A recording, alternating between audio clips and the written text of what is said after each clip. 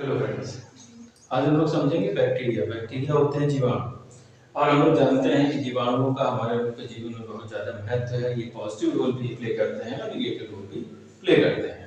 Bacteria की bacteria जो father of bacteriology कहे जाते हैं एंटोनी वॉन ल्यूवेनहॉक है, जिन्होंने बैक्टीरिया की सबसे पहले खोज की थी। कई प्रकार के होते हैं, ये यूनिसेलुलर होते हैं, प्रिमिटिव होते हैं। यूनिसेलुलर मतलब एक सेल से बने होंगे, प्रिमिटिव का मतलब है सबसे पहले जो ओरिजिन में आए वो बैक्टीरिया थे। इसके बारे में हम लोग इसके हैबिटेट को समझने की बात करें तो हैबिटेट ये माइनस चिल्ड टेम्परेचर से लेके हायर टेम्परेचर 80 डिग्री सेंटीग्रेड तक का ये पाए जाते हैं, और इनके अंदर पाई जाती है सेल वॉल। सेल वॉल की वजह से इनको जो है प्लांट्स के बारे में रखा गया। जब ऑस्ट्रोआर्टिको ने क्लासिफिकेशन किया, मॉडर्न क्लासिफिकेशन प्लांट्स का किया, तो बैक्टीरिया को उन्होंने प्लांट के अंतर्गत रखा।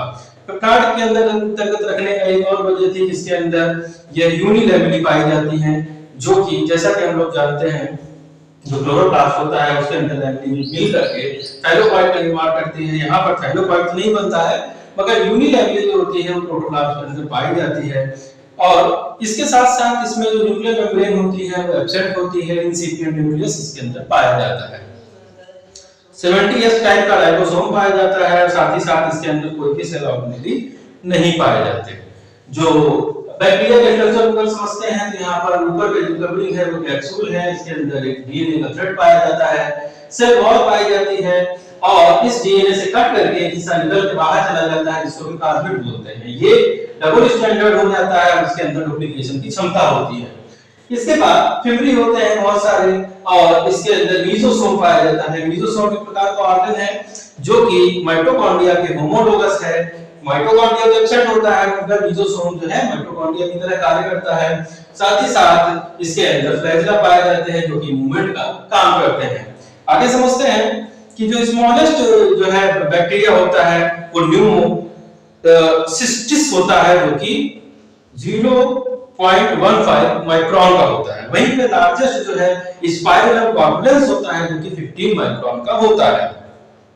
ये कई प्रकार के हो सकते हैं। इनका शेप होता है वो rod shape, spiral, कोकस, Diplo कोकस, tetracoccus, Streptococcus.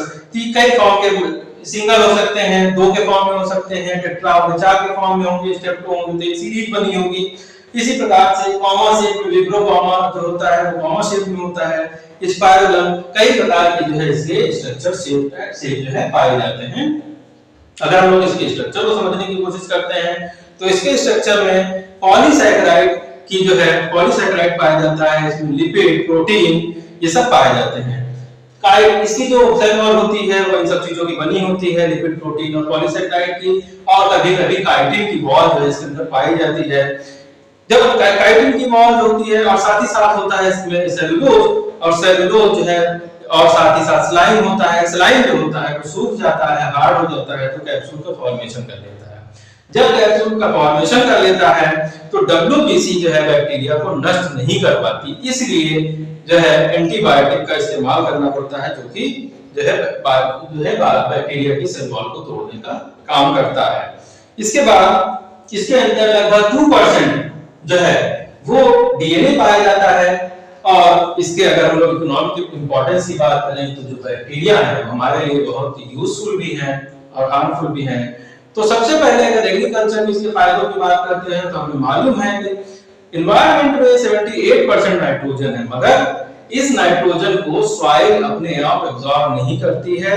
ये सॉइल जो होती है वो नाइट्रेट्स के फॉर्म में नाइट्रोजन को एब्जॉर्ब करने की क्षमता होती है, तो इसको नाइट्रेट्स के फॉर्म में बदलने का काम जो होता है वो बैक्टीरिया करता है। इसके अंदर नाइट्रोजन फिक्सिंग बैक्टीरिया जैसे कि एजोटोबैक्टर, क्लोस्ट्रीडियम, ये लेगुमिनस प्लांट जो होते हैं, फली वाले जो पौधे होते हैं, वो उनके अंदर उनकी जो रूट नोड्यूल्स होती हैं उसके अंदर ये नाइट्रेट्स के फॉर्म में एटमॉस्फेयर के नाइट्रोजन को ट्रैप कर देते हैं। इसके अलावा नाइट्रीफाइंग बैक्टीरिया होते हैं, जैसे कि जो कि इसमें नाइट्रोकोकस होता है, नाइट्रोसोमोनास होता है। ये अमोनिया में से नाइट्रोजन को निकाल करके इसको पहले नाइट्रेट्स में और फिर इसके बाद पहले नाइट्राइट्स में और फिर इसके बाद नाइट्रेट में कन्वर्ट करके इसको एब्जॉर्ब करने का काम करते हैं। इसके साथ साथ क्या जो है ये जो होते हैं ये प्लांट्स की और एनिमल की बॉडी को डीके करने का भी काम करते हैं। इसमें बैसिलस रेमोसस और बैसिलस वुल्गैरिस जो है बैक्टीरिया होते हैं जो कि डीके का काम करते हैं, जो बॉडी होती है उसको डिस्ट्रॉय करते हैं, धीरे धीरे समाप्त करते हैं। सल्फर बैक्टीरिया होते हैं, थायोबैसिलस होते हैं जो कि प्रोटीन के का एलिमेंट है, तो वो सड़ता है तो वहां पर H2S को जो है H2SO4 में पहले जो है प्रोटीन से H2S निकलता है, फिर वहां से H2S को सल्फ्यूरिक एसिड में कन्वर्ट करने का काम करते हैं। अगर ह्यूमन की बात करें तो ह्यूमन की जो इंटेस्टाइन होती है उसके अंदर एस्चेरिचिया कोलाई नाम का बैक्टीरिया पाया जाता है जो कि यूजफुल होता है। डेयरी प्रोडक्ट की बात करें तो लैक्टोबैसिलस नाम का पदार्थ जो है बैक्टीरिया के द्वारा सिक्रीट किया जाता है, जिससे कि दूध जो होता है वो खट्टा हो जाता है और दूध खराब भी हो जाता है। तो दूध को खराब होने से बचने के लिए जो होता है पॉस्चराइजेशन की प्रक्रिया की जाती है। पॉस्चराइजेशन जो भी दूध हमारे पास जो पॉस्चराइज किया जाता है उसको या तो 71 डिग्री सेंटीग्रेड पर जो है 15 सेकंड तक का या तो उसको गर्म किया जाएगा या उसको 62.8 डिग्री सेंटीग्रेड पर 30 मिनट तक का हीट किया जाएगा, जिससे कि पॉस्चराइज हो जाएगा, ये बैक्टीरिया फिर वहां पे मर जाएंगे। और मगर हम लोग इसका और भी यूज करते हैं। ये जो बैक्टीरिया होते हैं इसको हम लोग यूजफुल भी बनाते हैं, जैसे कि यogurt है, दही जमाने में, पनीर बनाने में, चीज बनाने में, बटर बनाने में इनका जो है इस्तेमाल किया जाता है। इंडस्ट्रीज की बात करें तो जो बैक्टीरिया है, जो जीवाणु है, उसका हम लोग कई जगह पर इस्तेमाल करते हैं। सिरका बनाने में विनेगर, अल्कोहल, फाइबर के हीटिंग, जब फाइबर निकाला जाता है तो प्लांट को जो है उसको काफी समय तक के लिए जो है जमीन के अंदर पानी में, दलदली जमीन में दबा दिया जाता है। वहां पर जो बैक्टीरिया होता है वो स्टेम से रेटिंग करके उसको फाइबर में कन्वर्ट करने का काम करता है। साथ ही साथ टोबैको फर्मेंटेशन, जो फर्मेंटेशन होता है टोबैको का, तो इसमें जो महक आती है वो महक ये बैक्टीरिया जो है प्रोड्यूस करने का काम करते हैं। साथ ही साथ जो चाय होती है उसकी पत्तियों की क्यूरिंग की जाती है, जिससे उनके अंदर महक और स्वाद आता है। लेदर की सफाई करने के लिए भी बैक्टीरिया जीवाणुओं का इस्तेमाल किया जाता है। और उसी प्रकार से जो मैन्योर होता है, जो सड़ी गली चीजें होती हैं खाने की या जो ये सब चीजें जो होती हैं, उनसे मैन्योर बनाने का काम काऊ डंग है या अदर चीजें होती हैं, इनसे जो मैन्योर का फॉर्मेशन होता है, मैन्योर का फॉर्मेशन भी बैक्टीरिया के द्वारा किया जाता है। मेडिसिन में भी इसका बहुत सारा इस्तेमाल है। इससे एंटीबायोटिक्स बनाई जाती हैं, जैसे कि स्ट्रेप्टोमाइसिन या और भी क्लोरोमाइसिन, इस तरह की जो दवाएं होती हैं वो इससे बनाई जाती हैं।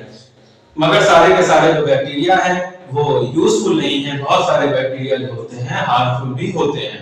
हार्मफुल बैक्टीरिया की बात करें तो सबसे पहले खाने को खराब करने का काम करते हैं। जो बैक्टीरिया है बहुत समय तक अगर खाना है वो गर्म टेम्परेचर पे बहुत जल्दी खराब हो जाता है, और इसके लिए जो होता है क्लोस्ट्रीडियम बोटुलिनम जो है हमारा बैक्टीरिया उसके लिए रिस्पांसिबल होता है। फ्रिज क्या करता है कि फ्रिज 4 डिग्री टेम्परेचर मेंटेन करता है, उस टेम्परेचर पे जो जीवाणु है वो इनएक्टिव हो जाते हैं, और इसलिए फ्रिज जो होता है इनको ग्रो नहीं करने देता, और उसको और जो डीप फ्रीजर होते हैं वो भी बैक्टीरिया को ग्रो नहीं करने देते, जिससे कि खाना लंबे समय तक का चलता है।